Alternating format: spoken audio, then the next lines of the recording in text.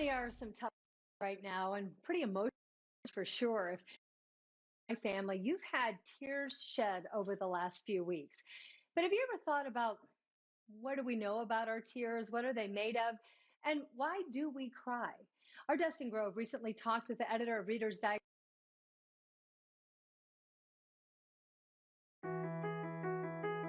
When it comes to shedding tears, Reader's Digest did some research to shed some light.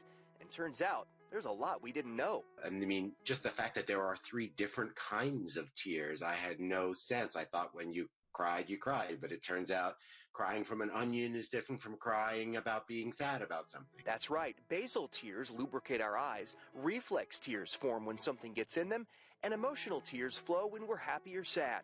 Each is made up of different kinds of molecules. What surprised you or stood out, you think?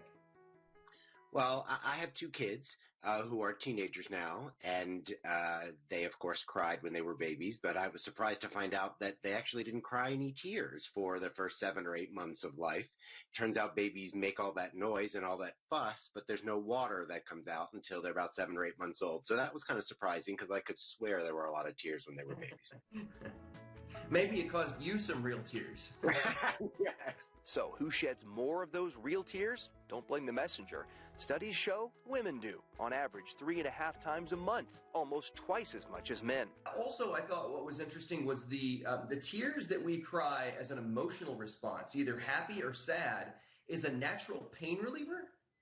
Yeah, I mean, well, I guess it kind of makes sense. The human body is kind of amazing that way, and there are lots of ancillary physical reactions to things that we don't even think about. Yep, science tells us a good cry, whether happy or sad, can cause the release of oxytocin and endorphins, chemicals that make us all feel better. So go ahead and let them flow. Well, whenever we're watching a movie, my kids are always like, Mom, you crying? You're crying over there. And I'm always trying to hide it. But, have you ever wondered what are the two biggest tearjerker movies? According to Entertainment Weekly, they are Terms of Endearment and also Bambi. So there you go. All right. If you'd like to learn more about this article, the 13 things that you don't know about tears, you can check out Reader's Digest February edition. We have a link to it on this story when you head over to our website at WTHR.com.